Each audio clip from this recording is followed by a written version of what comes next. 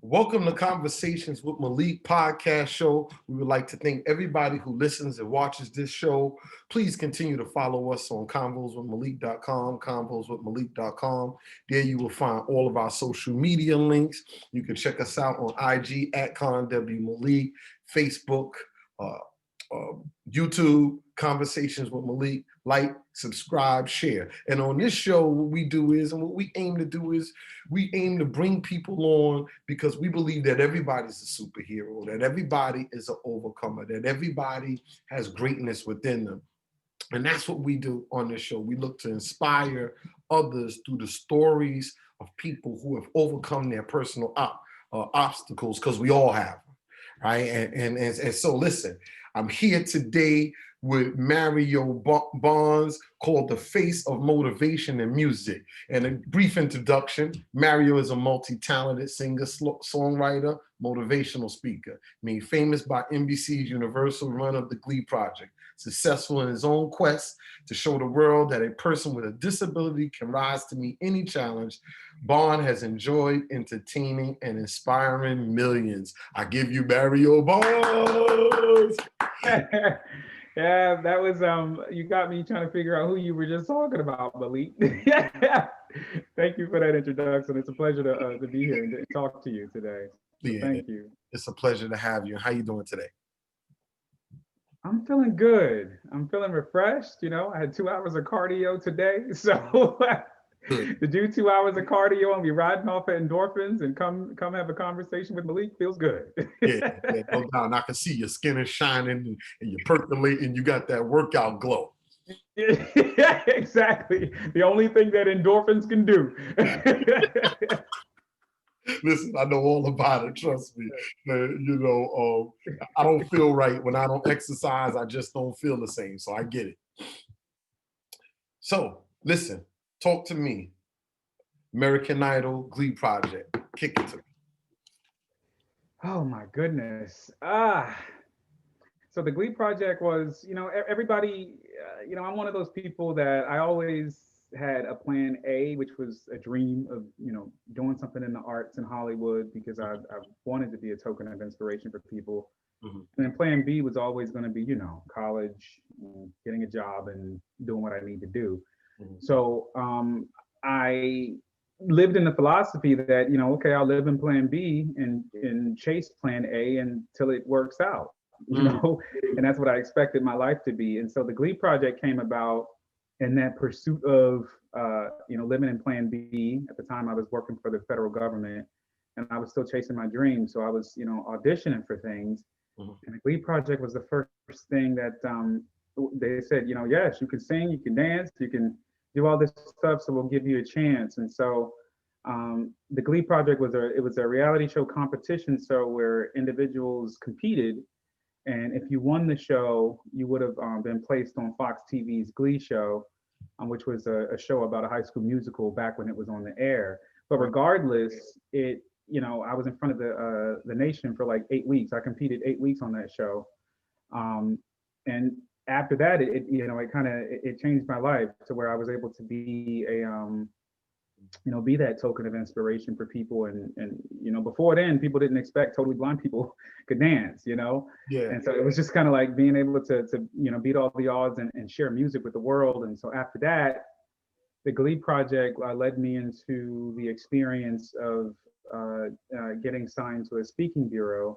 Mm-hmm. And so since 2013, I've been with the American Program Bureau, and we have been, spreading, a message of overcoming adversity. Yes. Because really quickly, you look at me as a person, childhood, marred by abuse, abandonment, molestation, going blind, you name it. But I rose above it all. And so a few years after that, I decided to give American Idol a try, because the Glee Project was great. The country took me seriously. My, talent was appreciated. Right. But when I did American Idol, the producers told me that oftentimes they don't say yes to blind people because they believe blind people can be difficult to deal with during production, which is a pretty discriminatory thing to say to somebody. Right. So I went through the process of it, but it was one of those things where I kind of always knew that I was just sort of going through the process, and that was just it.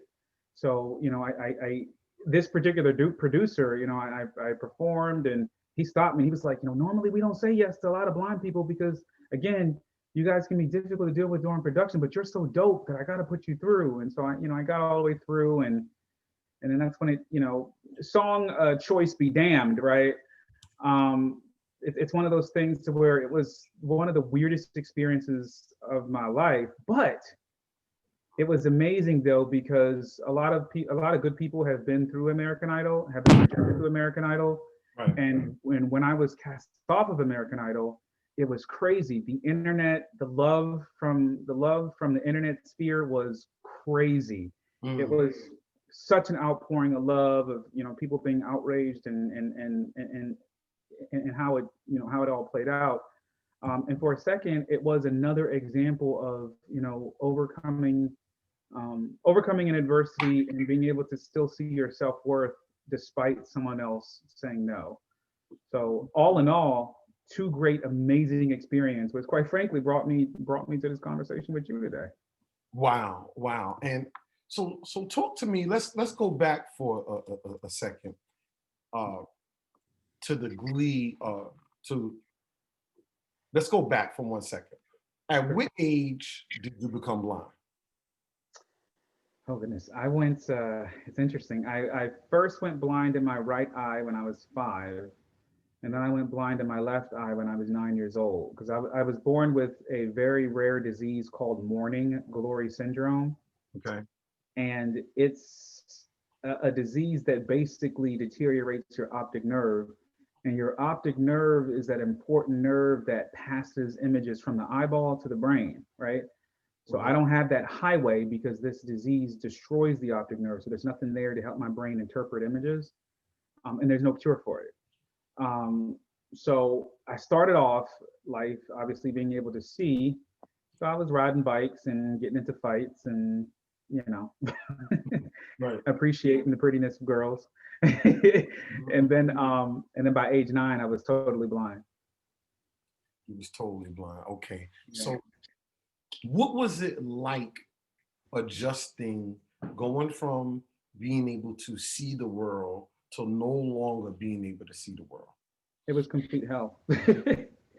People go through worse things, but for a child, again, a child who's experiencing a lot of the rites of passage at that age, Yes. whether it be something as mundane as playing video games or Yeah. being able to play outside with your friends or being able to watch the awesome Disney movies that are coming out during that particular time, or Right.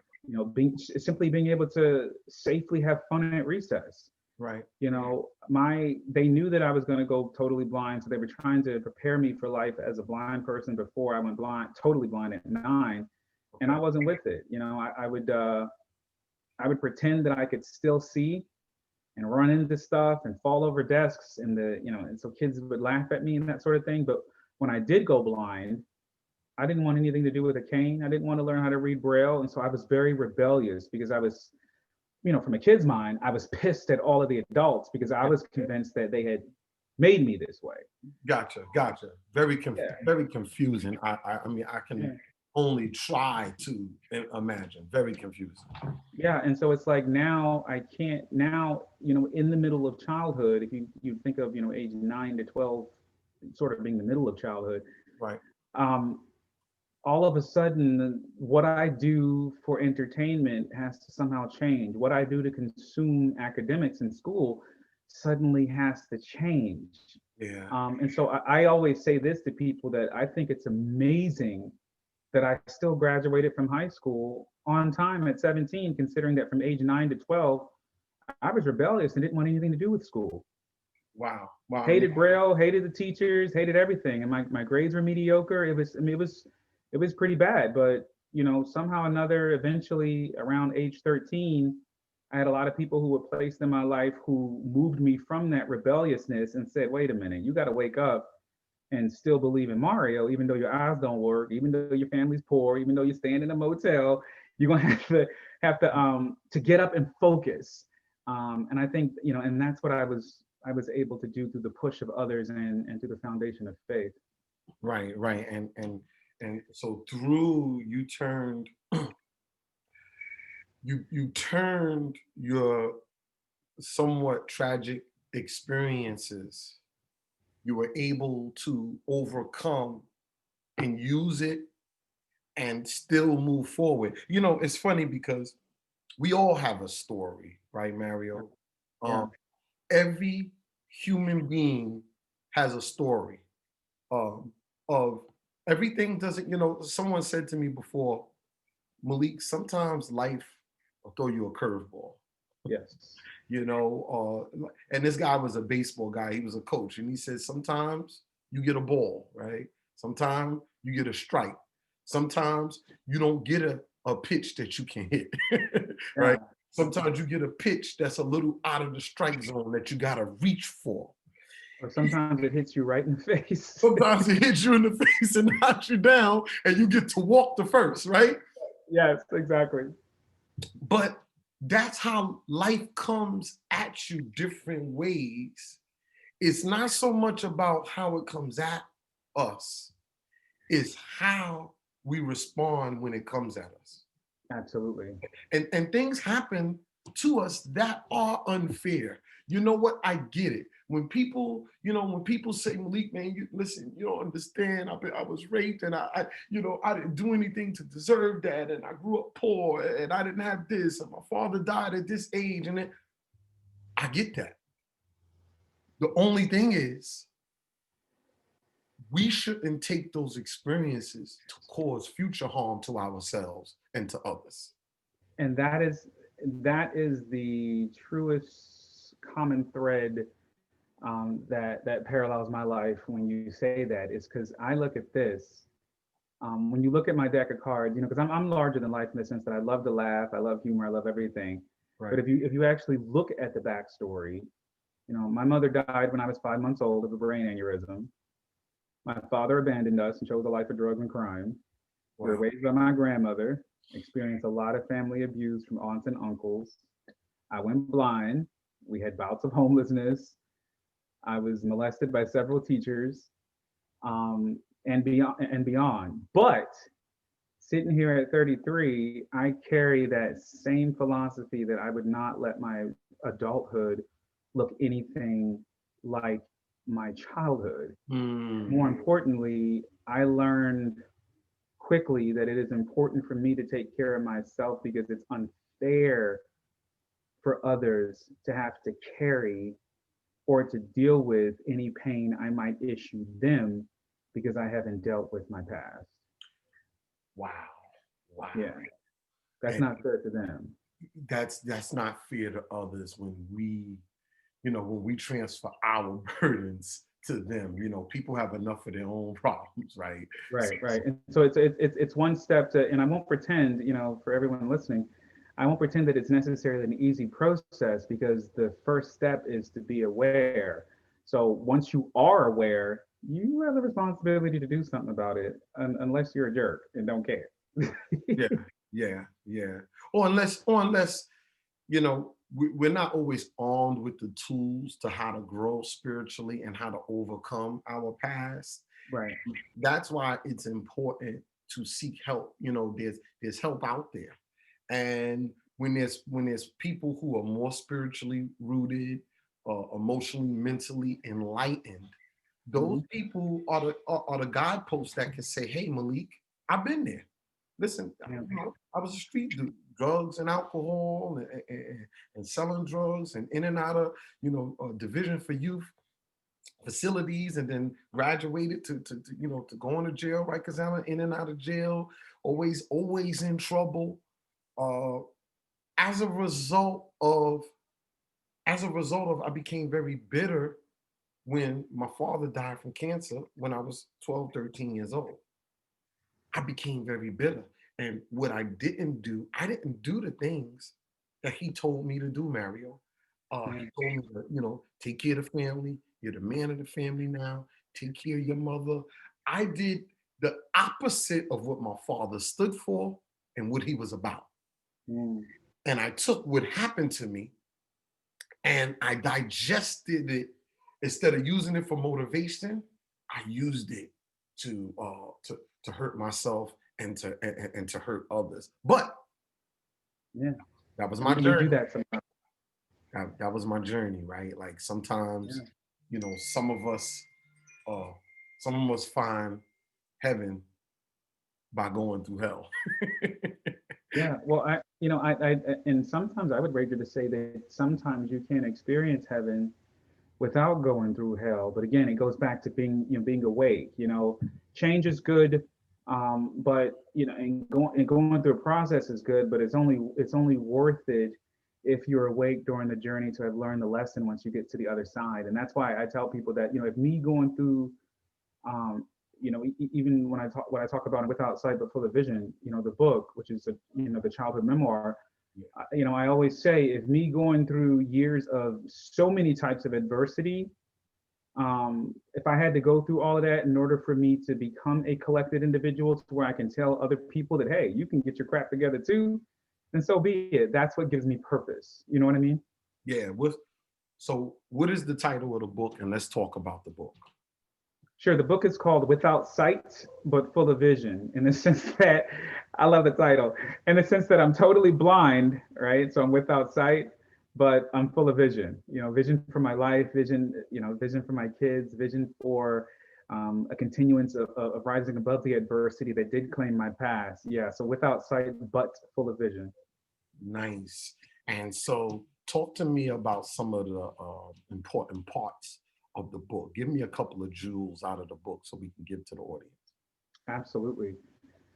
I really do depict my experience. One thing I'll say about the book is that all of the stuff I went through as a child, from the abandonment to the abuse to all of that stuff to the homelessness, a lot of that is depicted, but you almost forget that it's happening against the backdrop of someone going blind. That ends up the last thing on the list because of all of the stuff that happens. And the book doesn't read like a laundry list of look at all the horrible things my family did to me and look at all the horrible things teachers did to me.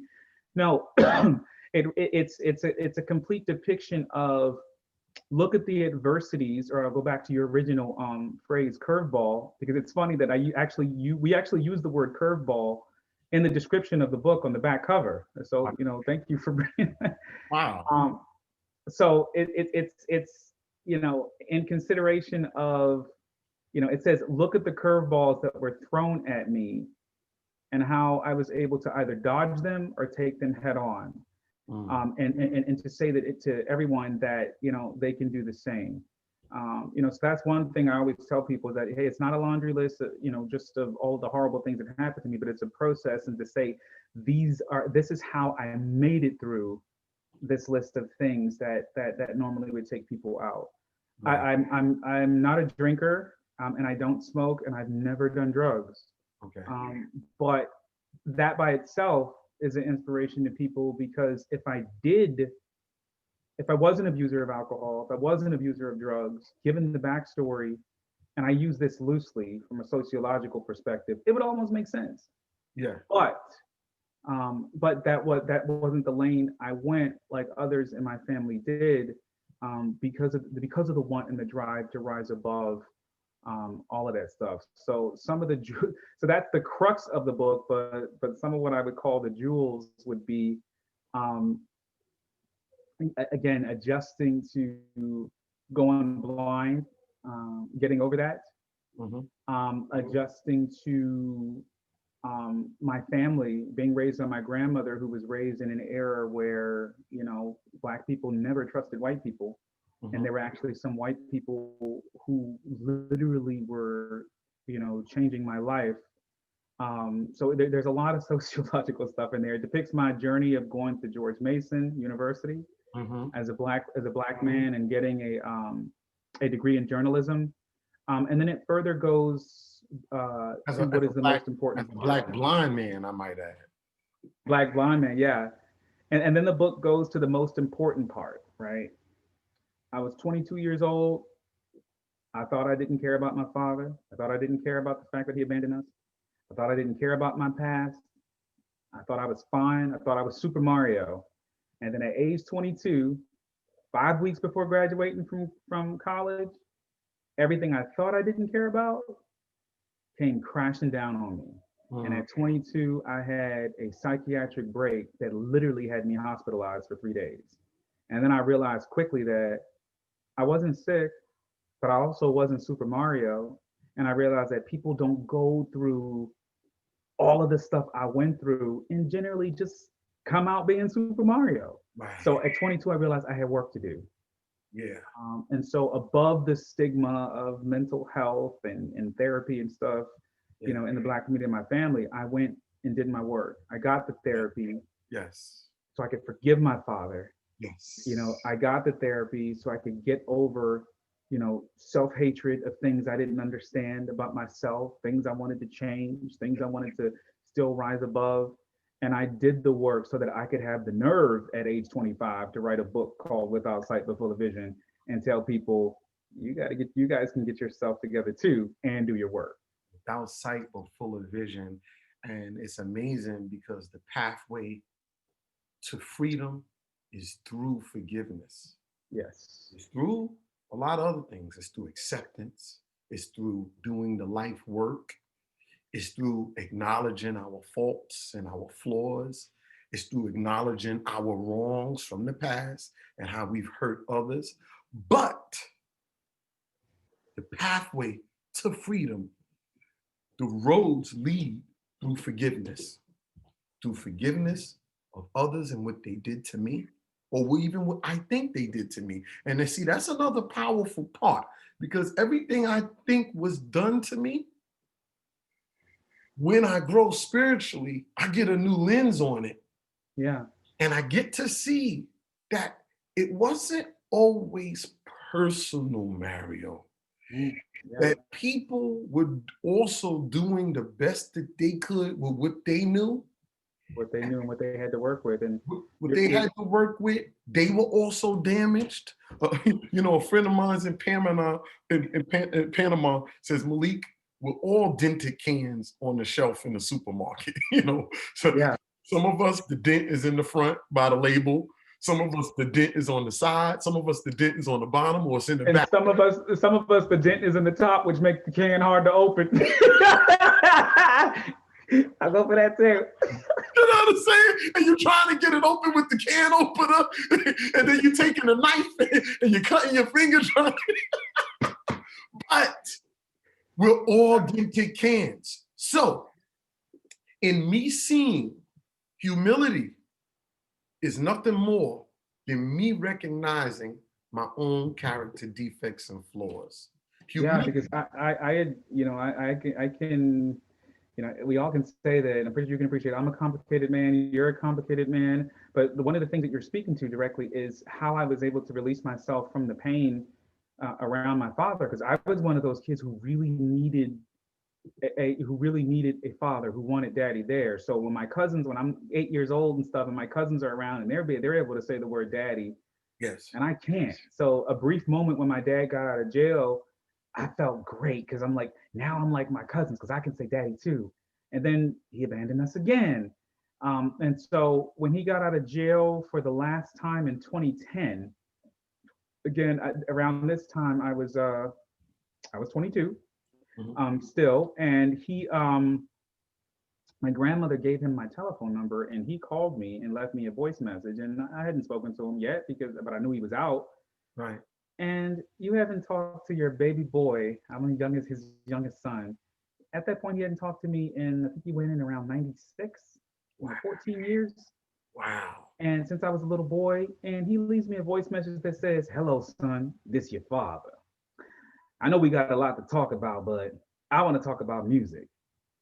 And my first response when I heard the voicemail that this is what you say on your voicemail, you haven't talked to your baby boy in 14 years. Yeah. And my first response was to like get upset. And then later on, I realized in the humility that you're talking about, my dad's a nut and he's not doing it on purpose. Mm. Because only a nut would do something, right? So I Mm. said, you're going to waste a whole bunch of your energy being upset over this piece when he practically can't help himself. Now, what I realized, and I'm not sure if I want your opinion on this, but what I realized is that forgiveness doesn't mean access. in the sense that I learned that just because I forgive someone doesn't mean that I have to be ritualistic and have them a part of my life. That was a hard thing I needed to learn. Because at first I thought it meant that, okay, let me forgive him and then be all like, oh, daddy, son, daddy, son, daddy, son. And I did give him a chance, but I realized he wasn't as necessarily as healthy as I needed him to be. But the forgiveness is there. I've just got to the mature point that for me, I still have to have a 10-foot spoon to emotionally protect myself. So again, I had to learn that forgiveness can still be real, but it doesn't necessarily mean access or, buddy buddy. Yeah, yeah. You I had you to learn that. you're 100% right about that. And before we get to, because I want to talk about the boys that you adopted and everything. Yes. So yes, forgiveness does a couple of things. One, it sets the other person free in some cases, uh, because they no longer have to be in bondage to what they did to me and how they think it's affecting me. Yes. In some cases.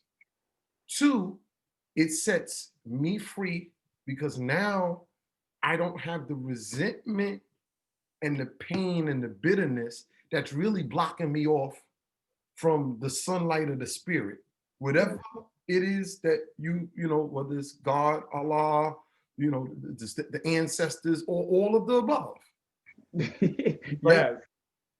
I don't want to be blocked off because creativity flows through the heart and soul of creativity is love, Yes. and music is love. And if I have hatred, resentment, and bitterness, I'm blocked off Yes. from creativity. I'm blocked off from inspiration, and I'm blocked off from being effective with the love that needs to be there in me that's going to transmit to the people that I'm trying to reach. Yeah. And that's amazing. And that's why I believe that music has healing powers. I always say that, because music is love. Music is love, man. So Yeah. and yes, it doesn't mean that I have to be a doormat. It doesn't mean that I have to be around you all the time. It doesn't mean that I have to avoid you. Or an It emotional doesn't, punching bag. right? It Yeah. doesn't mean that I have to never speak to you again. It just means that I forgive you, right? And I forgive. Right. And when I say that, and when I say that, that there was a process and I had to get to that point, it's everything you just mentioned. I had to, in the book depicts this as well. I had to go through the process of waking up and realizing that I was allowing myself, again, because in my past, and what I had been used to, and I hadn't really been shown a foundation of healthy love. I had to go through years of trial and error where I was people's doormat, where I was taken advantage of, where I was an emotional punching bag. But again, that same thread, awareness is everything. Yes. So when I was aware of it, and I took advantage of the survival tools that people around me were offering. That's important. So yeah, this is good combo. Good combo, Malik. I'm loving this. Oh man, listen. That's why it's conversations with Malik, and this is what we're about here. We want people to learn something. We want to give people spiritual food. We also want to have fun, right? Because we don't want to be too deep. And, we want to have fun, and we're not always like this 24 hours a day. Listen, I don't want to sound too deep because you might hear me cursing somebody out later on today. You know what I'm saying? So I'm with it. Look, if you talk to me long enough, you'll get all 20 personalities, and they all are named Mario. And if you talk to some people about me, they'd be like, yo, that motherfucker crazy as hell. You know what I'm saying? But listen, so you continue to overcome obstacles, and you continue to grow in life, and life is going on, and then you turn around and a blind man adopts 4 children. Yes. What was your motivation behind that? And talk to me about the children. Give me their names. Break it down to me. It's interesting. So I, at 29, I got licensed as a foster care provider. Um, because at the time I had like a mother figure who she was into foster care and she had a kid that she had to let go of. And the kid was close to me, and I'm like, let me go ahead and get licensed so I can look out for this kid. Mm. And things didn't necessarily work out with that particular kid because he chose a different direction once he was placed in my house. But at that point, um, I had an active foster care license, and so when they know you have an active foster care license, the agencies they're not going to leave you alone. Oh yeah, I know. So for six, My mother had the license, and they used to always call. yeah. So it's like 6, 7 months they're calling and things, and it's like I'm not really sure. And then they called for what they call respite, which is like a temporary placement for a kid that that needs it. So they call and say, "Oh, we need a place for this kid. It's temporary." Yeah. And then the kid would move in, and then the temporary placement would end up becoming what they call a permanent placement, meaning it's a permanent foster arrangement. Right. And then at some point, you realize that wait a minute, I think this kid really needs me, Yeah. and I think I'm really making a difference. And then what happens? You ended up filing for adoption, and that happened 4 times, Wow. where it was temporary to permanent placement to what. So none of it was planned at all, and so now I'm 33, but you let my kids tell it, I don't look a day over 21, right? Yeah, right. So what's So, their ages, and are they boys and so, girls? so that's what I mean in terms of their ages. So they're all boys, Okay. and I have now they are 8, 10, 16, and 18. Wow. So I ordered two. I adopted 2 older kids and 2 younger kids. And how's that been? Because sometimes the older kids are a little set in their ways, and they've had some experience. So you Well, gotta look, kind of let me step out of motivational speaker mode for a minute. Yeah, yeah. I know. Emergency said, "Oh, I done had to choke a few times." I'm kidding. I get it. Out of that, hey, look. When I tell you that my kids don't think I'm blind, there's a reason. That's all I can say. Right, right, right. Listen, I had my mother passed away. I had to take on two of my younger brothers at the time. I think they were like 12 and 13 that she adopted. So I had to take them in because I wasn't just gonna let them like go back into the system. One of them was never in the system. My mother got him when he was his mother gave birth to him in prison, Mm, and so she got him from an infant. So all I knew was him being in the family. Uh, yeah. and then we've had others come through. My mother had, listen, probably a couple dozen kids come through her house, and so, and some of them, about six of them, she wound up adopting. So I know this all too well, Yeah. and it's not easy.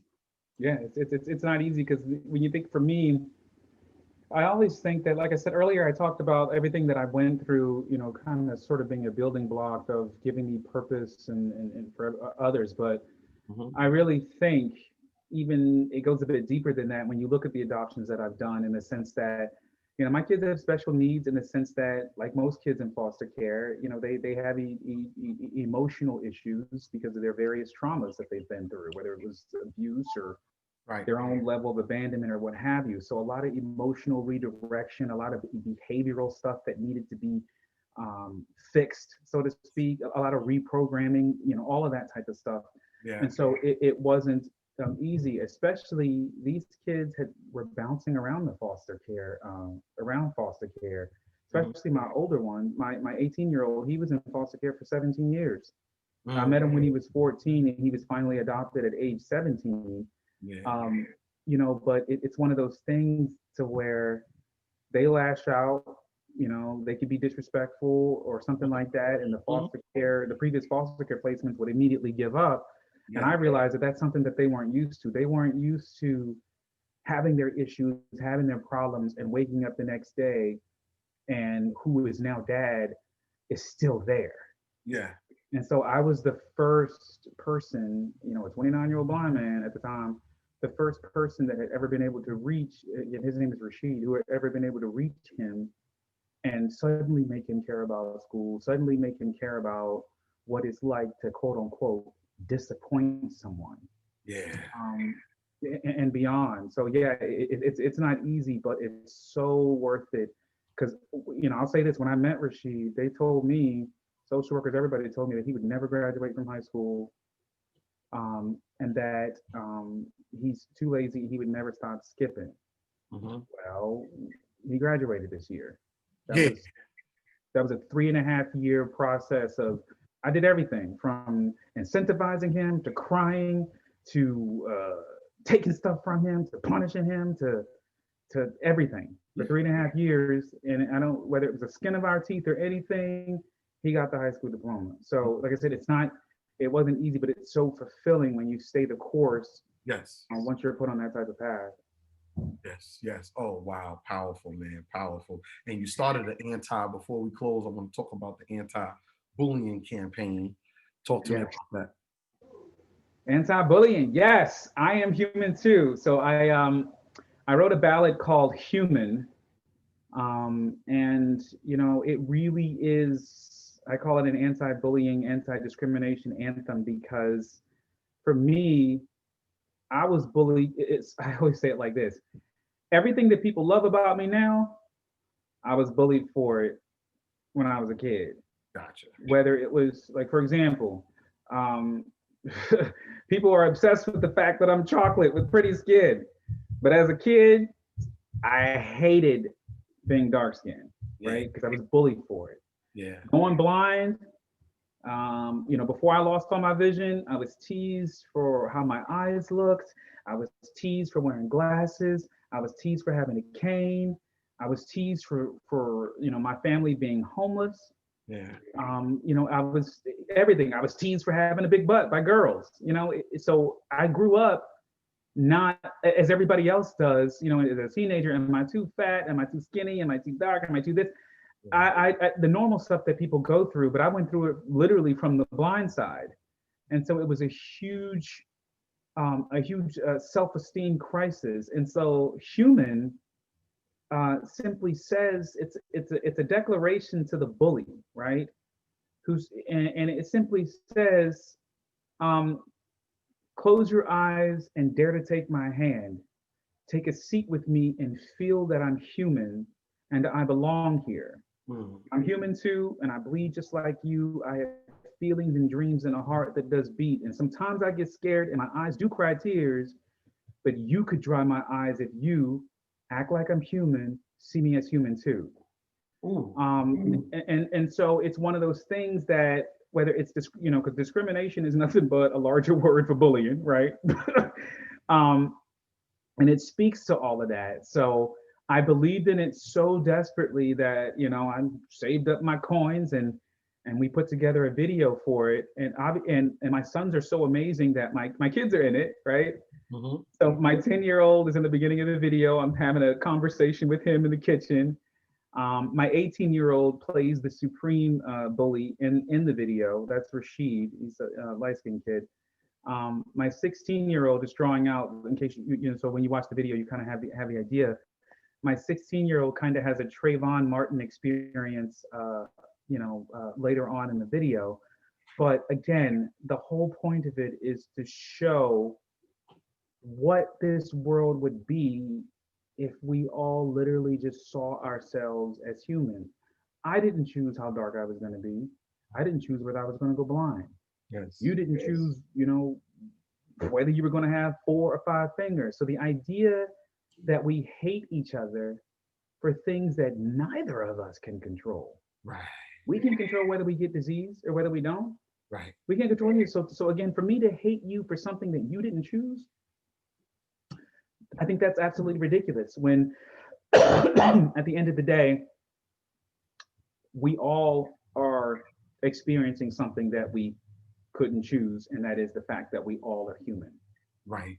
And so listen, this has been powerful and a powerful interview with you. And I could talk to you all day, and we surely, need to I talk. appreciate it, Malik. Yeah, I can talk to you as well. This is good stuff. Yeah. We made a connection, brother. So look, tell everybody, give us your social media links so people know how to find you. Absolutely. You can, in this order, you can catch me on YouTube and Facebook. YouTube.com/Mario Bonds. Bonds is spelled like James Bond with an S, Bonds. Mhm. Facebook.com/Mario Bonds. And on Twitter and Instagram, I'm at Mario_Bonds. So I'd love to chit chat. And we have some things coming up. So again, thank you again for this conversation, Malik. I really appreciate it. If you could give one word to describe Mario Bonds, what would that one word be? One word to describe me. I would say resilient. Hmm. That's what I would say. Resilient. If Steel.